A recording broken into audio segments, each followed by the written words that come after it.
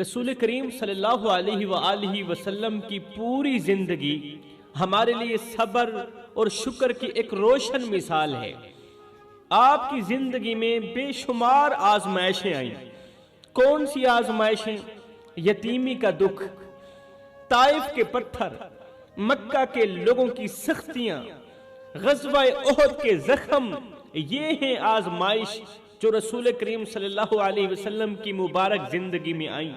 لیکن سنو، میرے رسول کریم نے کبھی شکوہ نہیں کیا، نہ تو شکوہ کیا، نہ تو کبھی اپنی تکلیف کو کسی اور کے سامنے بیان کیا۔ میرے نبی نے ہر دکھ کو اللہ کی رضا سمجھ کر قبول کیا۔ رسول کریم نے ہر ایک چھوٹی بڑی آزمائش کو اللہ کی رضا سمجھ کر قبول کیا اور ہمیشہ امت کے لیے دعائیں کی۔ دراصل رسول کریم صلی اللہ علیہ وسلم ہم سب کو سبق دے رہے تھے، ہم سب کو سمجھا رہے تھے کہ جب سینے پر دکھوں کا بوجھ بڑھ جائے، جب سینے پر غموں کا بوجھ زیادہ ہو جائے تو اسے صرف اللہ کے حضور پیش کرنا، صرف اللہ کے حضور پیش کرنا، کیونکہ وہی سب کچھ جانتا ہے۔ وہی رب ہے جو ہر چیز پر قادر ہے، وہی رب ہے جو دکھوں سے نجات دلانے والا ہے۔ ہمیں سوچنا چاہیے کہ جب اللہ کے محبوب نبی نے کبھی شکوہ نہیں کیا، اللہ کے محبوب نبی نے کبھی شکایت نہیں کی، تو ہم کیسے کر سکتے ہیں شکوہ؟ ہم کیسے کر سکتے ہیں شکایت؟ اصل مسئلہ ہماری خواہشات ہیں، وہ خواہشات جو پوری نہ ہونے پر ہمیں خدا کے سامنے شکوہ کرنے پر مجبور کر دیتی ہیں، وہ خواہشات جو پوری نہیں ہو رہی، بس ہم مصلی پر بیٹھے ہیں، دونوں ہاتھ اٹھائے اور اللہ سے شکوہ کرنے لگے، اللہ تو نے وہ چیز مجھے کیوں عطا نہیں کی، میری خواہش پوری کیوں نہیں ہو رہی؟ لیکن اللہ تو ہمیشہ وہی کرتا ہے نا جو ہمارے لیے بہتر ہوتا ہے۔ ہمیں اپنے رب پر اعتبار کرنا چاہیے، اس کے ہر فیصلے کو دل و جان سے قبول کرنا چاہیے۔ یہ پریشانیاں، یہ الجھنیں اور یہ ٹینشنیں اس دن ختم ہو جائیں گی، قسم ہے اللہ پاک کی میرے بھائیوں۔ یہ پریشانیاں، یہ الجھنیں، یہ مصیبتیں، یہ آزمائشیں اور یہ ٹینشنیں اس دن ختم ہو جائیں گی جب ہم اس بات کو دل سے مان لیں گے، اس بات کو دل سے تسلیم کر لیں گے کہ اللہ نے ہمیں جو کچھ بھی دیا ہے وہ بہترین اور کمال کا دیا ہے۔ اللہ نے ہمیں جو بھی دیا یہی ہمارے حق میں بہتر تھا، اور جو ہمارے حق میں بہتر تھا وہی ہمارے لیے کمال ہے۔ رسول کریم صلی اللہ علیہ وسلم کی ایک زوجہ محترمہ کے ہاتھ لمبے تھے، مومنوں کی ماں۔ میرے کریم آقا کی زوجہ محترمہ کے ہاتھ لمبے تھے۔ کچھ عورتوں نے انہیں تانا دینا شروع کر دیا کہ تمہارے ہاتھ لمبے ہیں۔ آقا کریم کی ازواج میں سے ایک زوجہ تھی، اس کے ہاتھ لمبے تھے۔ کچھ عورتوں نے انہیں تانا دینا شروع کر دیا کہ تمہارے ہاتھ لمبے ہیں۔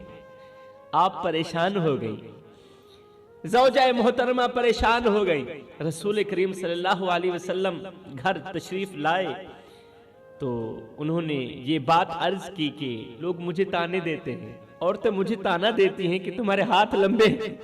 رسول کریم صلی اللہ علیہ وسلم نے فرمایا یہ پریشانی کی بات نہیں، یہ پریشانی کی نہیں بلکہ خوش ہونے کی بات ہے، تمہیں تو خوش ہو جانا چاہیے۔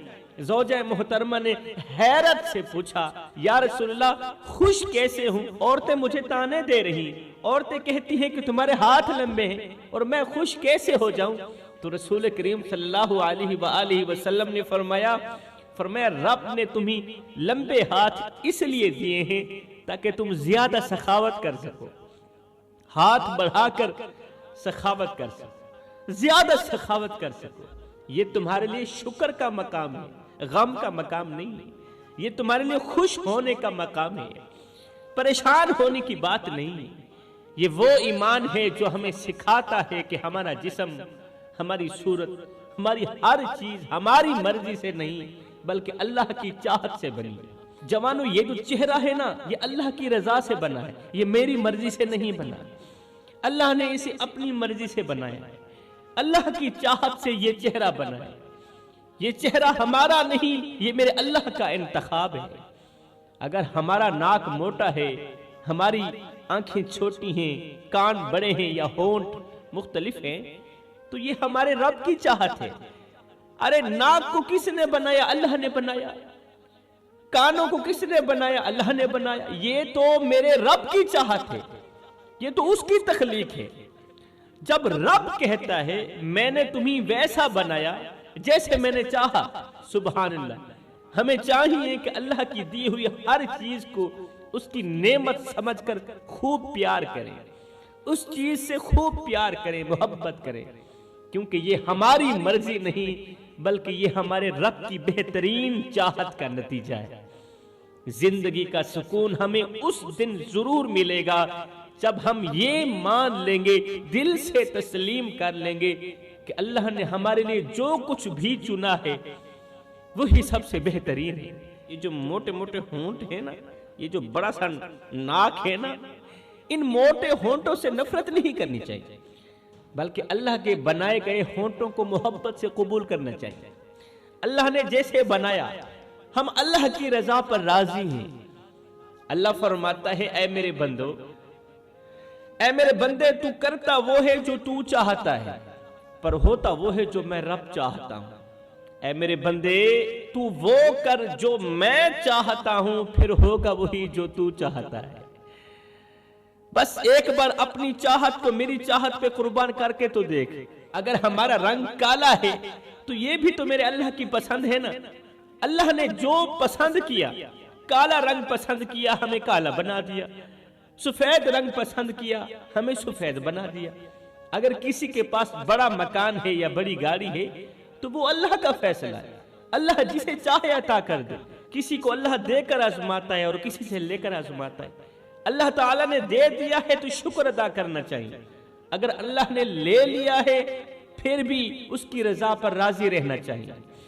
کسی کے پاس بڑا مکان ہے یا بڑی گاڑی ہے، وہ اللہ کا فیصلہ ہے، اور اگر ہمارے پاس چھوٹا مکان یا چھوٹی سی سائیکل ہے تو اس میں بھی اللہ کی کوئی نہ کوئی حکمت چھپی ہوئی ہے، اس میں بھی کوئی نہ کوئی راز ضرور ہے، نہیں تو وہ بھی تو ہماری طرح کے انسان ہیں جن کو اللہ تعالیٰ نے بہت بڑی گاڑی دی، خوبصورت مکان دیا۔ ہم بھی تو انہی کی طرح کے انسان ہیں، ان کو بھی اللہ نے پیدا کیا، بنایا، ہمیں بھی اللہ نے تخلیق کیا ہے، اور اللہ نے انہی خوبصورت گھر دیے، خوبصورت گاڑیاں دی، اور ہمیں چھوٹا سا گھر اور چھوٹی سی سائیکل دی ہے، تو اس میں بھی بہت بڑی حکمت ہے، اس میں بھی حکمت چھپی ہوئی ہے۔ اب وہ کون سی حکمتیں پوشیدہ ہیں یہ صرف میرا اللہ ہی جانتا ہے، یہ سب اللہ کی چاہت سے ہوتی ہیں میرے بھائیو۔ اگر اللہ نے ہمیں ایک خاص مقام دیا ہے تو ہمیں شکر ادا کرنا چاہیے۔ اگر اللہ نے ہمیں عزت دی ہے، مقام دیا ہے، ہمیں حضرت انسان بنایا ہے، تو ہمیں ہر حال میں شکر ادا کرنا چاہیے۔ ایک بچے نے رسول کریم صلی اللہ علیہ وسلم کے کپڑوں پر پیشاب کر دیا۔ کسی بچے نے رسول کریم صلی اللہ علیہ وسلم کے مبارک کپڑوں پر پیشاب کر دیا تو اس کی ماں کانپنے لگی، ماں گھبرا گئی، لرزتے ہوئے ہاتھوں سے معذرت کرنے لگی، معافی کی بھیک مانگنے لگی۔ لیکن ہمارے پیارے نبی رسول کریم صلی اللہ علیہ وسلم نے فرمایا کیا ہوا؟ یہ بچہ ہے، اسے کچھ معلوم نہیں، اللہ نے پانی پیدا کیا ہے نا، اسے بہائیں گے سب ٹھیک ہو جائے گا، کپڑے صاف ستھرے ہو جائیں گے۔ سبحان اللہ، سبحان اللہ، یہ ان کی رحمت اور شفقت کی انتہا تھی۔ بچے نے کپڑوں پر پیشاب کیا، رسول کریم صلی اللہ علیہ وسلم نے نہایت ہی نرمی سے اس کی ماں کو کہا یہ کوئی پریشانی والی بات نہیں ہے، اللہ تعالیٰ نے پانی بنایا ہے نا، پانی پیدا کیا ہے نا ہمارے لیے، اسے بہائیں گے تو سب ٹھیک ہو جائے گا۔ یہ ان کی رحمت اور شفقت کی انتہا تھی۔ اب ذرا غور کریں، اپنے گریبان کے اندر جھانکیں، یہی واقعہ اگر آج ہمارے گھروں میں پیش آئے تو ہم کیسے رد عمل پیش کریں گے؟ حاجی صاحب، پیر صاحب، علامہ صاحب یا سیٹھ صاحب سب کے سب بگڑ جاتے ہیں جب بچے کپڑوں پر پیشاب کرتے ہیں۔ اگر پوتا پیشاب کر دے تو کہتے ہیں میری نماز خراب کر دی تو نے، میرا کپڑا ناپاک کر دیا تو نے۔ مگر ہمیں سوچنا چاہیے کہ وہ بچہ جسے شعور نہیں، یہ اس کا ایک معصوم مزاج ہے پیشاب کرنا، بچے کا معصوم مزاج ہے، اس کی ایک فطری ضرورت ہے۔ ہمیں یہ سوچنا چاہیے کہ کیا ہمارا غصہ اور سخت رویہ اس کے لیے مناسب ہے یا نہیں ہے؟ بالکل بھی مناسب نہیں ہے۔ ہمارا سخت رویہ بچے کے لیے بالکل بھی مناسب نہیں۔ تو فرمایا جس کے اندر برداشت کا مادہ ختم ہو گیا، صبر کا مادہ ختم ہو گیا، فرمایا جس انسان کے اندر تحمل کا مادہ ختم ہو گیا، سمجھو اسی دن سے اس کی زندگی میں سے سکون ختم ہو گیا، وہ سکون کی سانس نہیں لے سکتا، اب وہ سکون کا ایک لمحہ بھی نہیں گزار سکتا۔ جس کے اندر برداشت نہیں، جس کے اندر حوصلہ نہیں، برداشت، تحمل اور نرم دلی وہ خوبیاں ہیں جن کی ہمیں اپنی زندگی میں سب سے زیادہ ضرورت ہے۔ برداشت کی ہماری زندگی میں سب سے زیادہ ضرورت ہے، تحمل کی ہماری زندگی میں سب سے زیادہ ضرورت ہے۔ ہم چھوٹی چھوٹی باتوں پر غصے میں آ جاتے ہیں، اپنے جذبات پر قابو نہیں رکھتے اور اپنی ناگواری کا اظہار فوری طور پر کرنے لگ جاتے ہیں۔ یہ ہماری کمزوری ہے، ہماری انا کا غلبہ ہے، اور یہی وہ چیز ہے جو ہمیں حقیقی سکون سے دور کر دیتی ہے۔ رسول کریم صلی اللہ علیہ وسلم کی زندگی ہمیں صبر اور شفقت کی اعلیٰ ترین مثال فراہم کرتی ہے۔ ایک بار حضرت اسامہ رضی اللہ تعالی عنہ جو کہ حضور صلی اللہ علیہ وسلم کے غلام کے بیٹے تھے، اس بچے کی ناک بہہ رہی تھی۔ رسول کریم صلی اللہ علیہ وسلم نے جب اسامہ کو دیکھا کہ اسامہ کی ناک بہہ رہی تھی، رسول کریم نے سیدہ عائشہ صدیقہ رضی اللہ تعالی عنہ سے فرمایا، عائشہ اسامہ کی ناک تو صاف کر دو۔ یہ اسامہ کون ہے؟ یہ غلام کا بچہ ہے۔ عائشہ کیا کر رہی ہو؟ اسامہ کی ناک تو صاف کر دو۔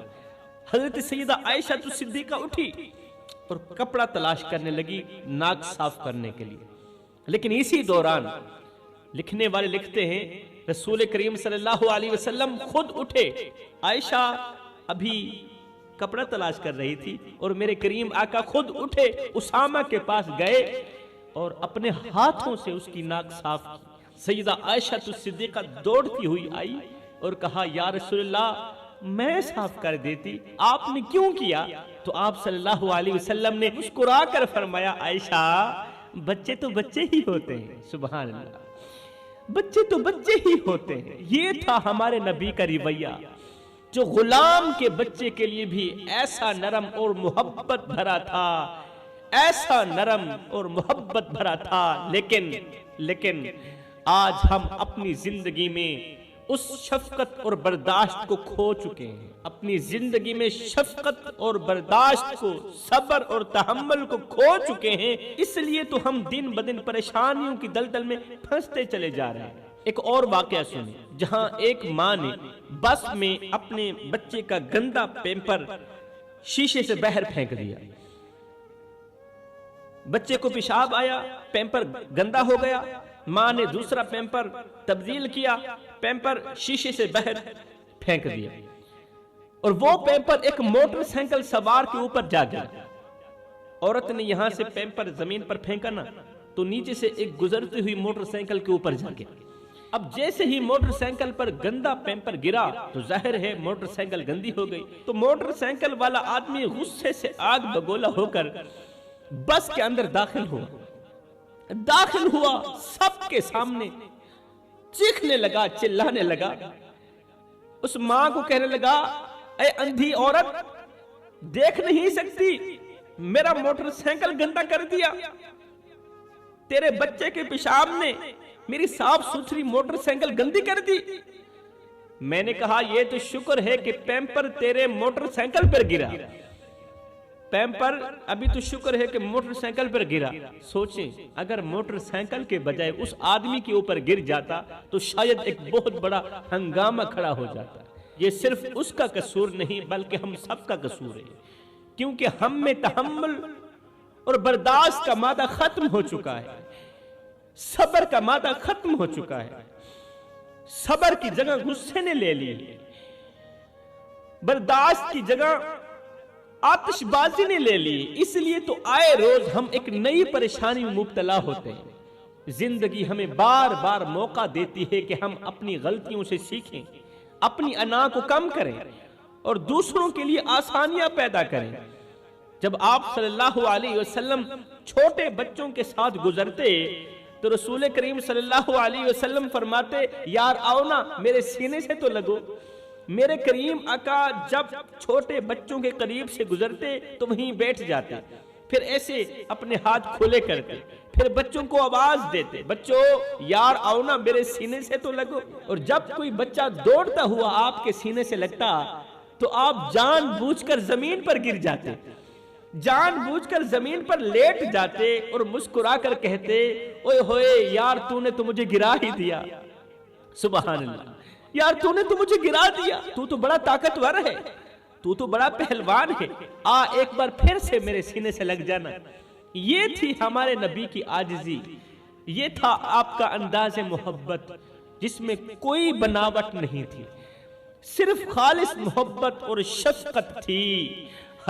جب سے ہم اس شفقت سے محروم ہوئے، ہم نے خود کو محروم کیا، جب سے ہم نے بناوٹی شکل اختیار کی تو پھر کیا ہوا، ہماری زندگی میں سے ہمیشہ کے لیے سکون چین و قرار جاتا رہا۔ ہمیں ایک پل کے لیے سوچنا ہوگا کہ آج ہم کہاں کھڑے ہیں۔ ہم اپنے گھروں میں بھی اپنے عہدے، اپنی حیثیت اور اپنے مرتبے کو ساتھ لے کر آتے ہیں۔ اگر کوئی افسر ہے تو گھر میں بھی وہی افسر بن کر رہتا ہے، اگر کوئی پروفیسر ہے تو گھر میں بھی پروفیسر بن کر رہتا ہے، اگر کوئی ڈاکٹر ہے تو وہ اپنے بچوں کے ساتھ بھی وہی رویہ رکھتا ہے جو مریضوں کے ساتھ ہوتا ہے۔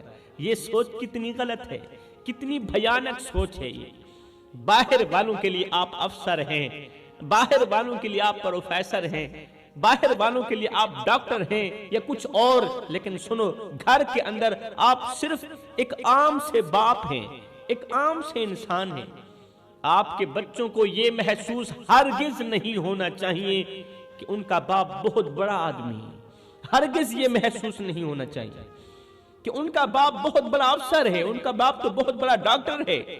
اس لیے باپ کو گھر کے اندر بھی وہی پروٹوکول دیا جائے جو اس کو باہر سے ملتا ہے۔ اس کے سامنے ہنسنا نہیں چاہیے، باپ بہت بڑا آدمی ہے، اس کے سامنے اونچی آواز میں بات نہیں کرنی چاہیے، باپ کے سامنے مستیاں نہیں کرنی چاہیے، شرارتیں نہیں کرنی چاہیے۔ نہیں میرے بھائی، ایسا ہرگز نہیں چلے گا۔ بچوں کے لیے آپ کو وہی بننا ہے جو دوسرے بچوں کے والدین ہوتے ہیں، وہ والدین جو ان پڑھ ہوتے ہیں، جو بچوں کے ساتھ بچے بن کر رہتے ہیں۔ ایک عام سا باپ جو اپنے بچوں کے ساتھ بیٹھے، ان کے ساتھ کھیلے اور ان کے دل کی باتیں سنے۔ جو لوگ اپنی فیملی کے سامنے بچوں کی طرح ہو جاتے ہیں نا، قسم خدا کی ان کی زندگی خوشگوار اور پرسکون ہوتی۔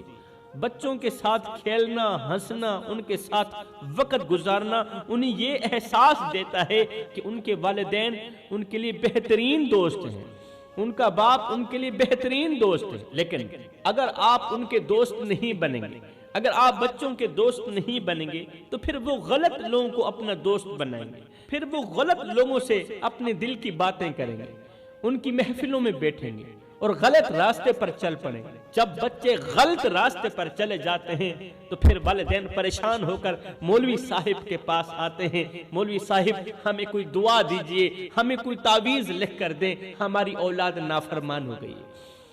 کاش کہ تو پہلے دن سے ہی بچوں کے دل میں اپنی جگہ بنا لیتا، پہلے دن سے ہی بچوں کو اپنا دوست بنا لیتا، تاکہ وہ اپنے دل کی بات تم سے شیئر کرتے اور گندے لوگوں سے یاری نہ لگاتے، نالائق لوگوں سے یاری نہ لگاتے۔ یاد رکھیں، اگر آپ چاہتے ہیں کہ آپ کی اولاد آپ کی فرما بردار ہو تو آپ کو ان کے سامنے ایک نرم دل، شفقت سے بھرپور اور عاجز انسان بننا ہوگا۔ اپنی سرداری کے رتبے، جاگیرداری کے غرور اور اپنے بڑے بن کو گھر کے دروازے کے باہر چھوڑ کر گھر کے اندر داخل ہوا کریں۔ اپنے بڑے پن کو، غرور کو، تکبر کو، اپنے اندر کی میں کو گھر سے باہر چھوڑ کر داخل ہوا کریں۔ گھر کے اندر اپنے بچوں کے ساتھ ایک عام انسان بن کر رہیں، اپنی بیوی کے ساتھ ایک عام شوہر بن کر رہیں، ان کے دل میں محبت اور اعتماد پیدا کریں. یہی وہ راستہ ہے جو آپ کی فیملیوں کو خوشیوں سے بھر دے گا اور آپ کی اولاد کو بہترین انسان بنائے گا.